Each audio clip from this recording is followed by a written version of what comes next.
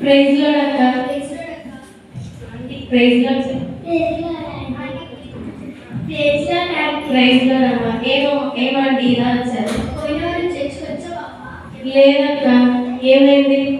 వచ్చుంటే నా బాధ ఏంటో తెలుసున్నామ్మా. అయ్యో, ఏమైందో? పాస్టర్ గారు మొన్న వాక్యం నా గురించి చెప్పారు తెలుసా? మీరు ఆ సైడ్కి రానుకోండి.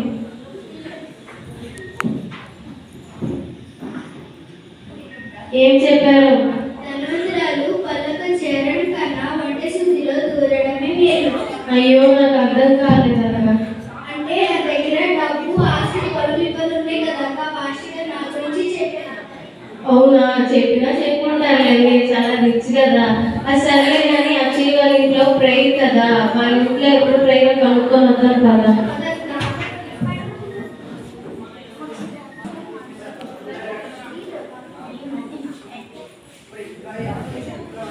వందనాలు అక్క. వందనాలక్క. ఏంటక్క హడావుడిగా వచ్చావు?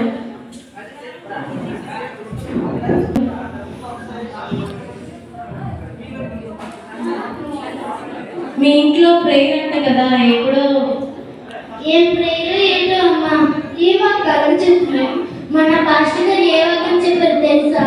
ఏ వాక్యం చెప్పారక్క? ఋతు అత్తగారిని ప్రేమించినట్ట, ఋతు అత్తగారిని కౌగిలించుకున్నట్ట, ఋతు అత్తగారిని తిండి పెట్టిందట. రూతునంటే నీకేమైందక్క?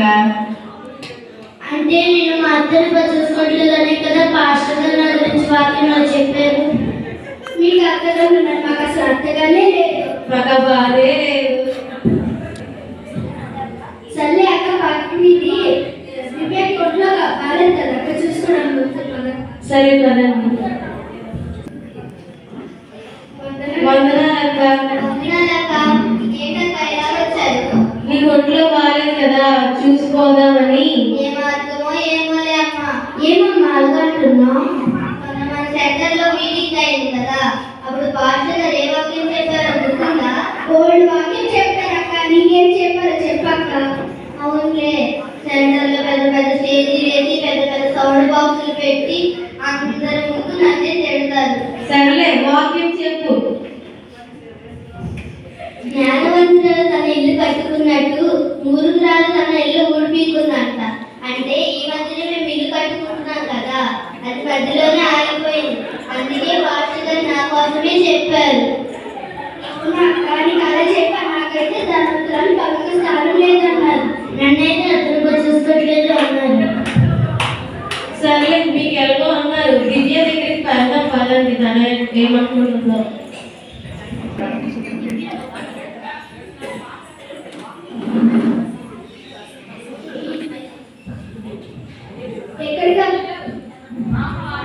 వందనాలక్క. వందనాలక్క. ఎక్కడికి అక్క? అంటే నువ్వు ఎక్కడికి వెళ్తున్నావు? చర్చికి వెళ్తున్నా.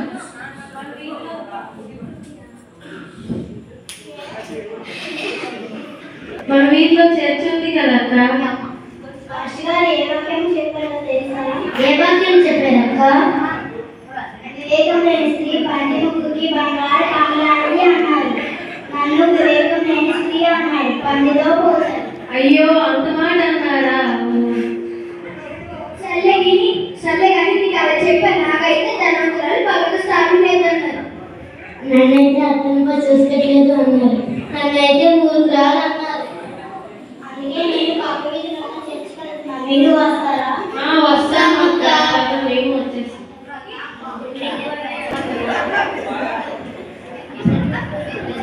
వందనాలక్క. వందనాలక్క. ఎక్కడికో హడావుడిగా బయలుదేరాము. చర్చికెళ్తున్నానక్క. నువ్వు కూడా నీకేమైందో చెప్పు. పాస్టర్ గారు వారికి ఏ వాక్యం చెప్పారో తెలుసా? నీకేం వాక్యం చెప్పారో? కయ్యాలి వారిని ఎవరో కన్నా ఇంట్లో ఒక మూల కూర్చొని మేలన్నారు.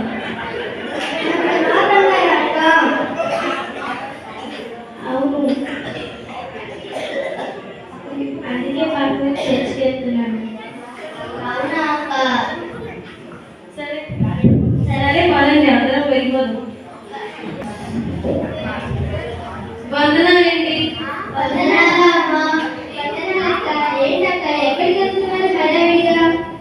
పక్క వీధిలో చర్చి చర్చికి వెళ్తున్నాం. మన వీధిలో చర్చ్ ఉంది కదా, పక్క వీధిలో చర్చికి ఎందుకు?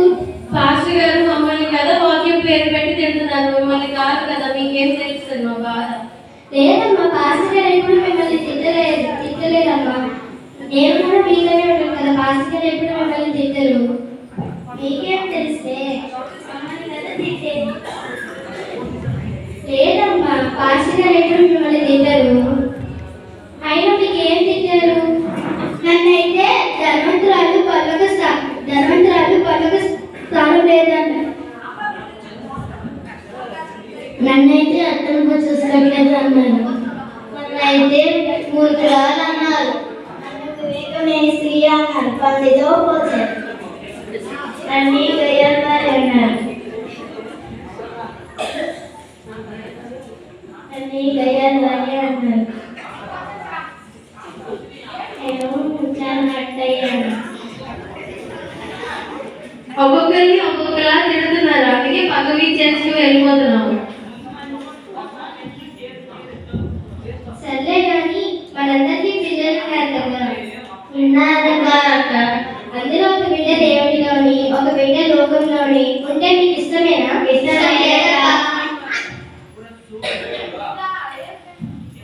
అలాగే దేవుడు మనము లోకంలోని దేవుడిలోనే ఉంటే దేవుడికి కూడా ఇష్టం లేదమ్మా. ఆయన సన్నిధిలో నడవడానికి ఈ సంఘ కాపరుని దేవుడు ఎన్నుకున్నాడు. అలాంటి సంఘ కాపరులనే మనం అపార్థం చేసుకుంటున్నాం.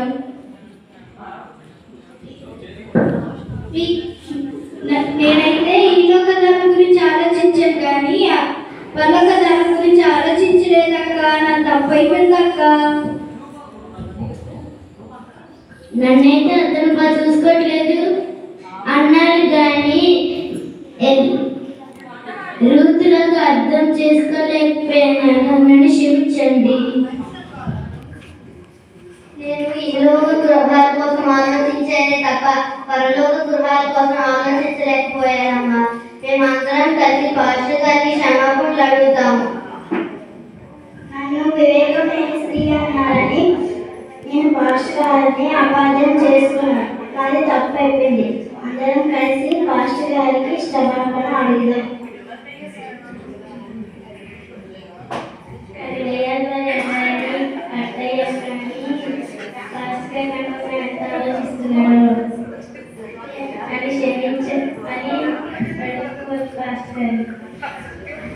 వీళ్ళందరి మాట విని నేను కూడా మా పాస్టర్ గారిని చాలా అబద్ధం చేసుకున్నాను. పదండి పాస్టర్ గారికి క్షమించమని నాకు అడుగుదాం.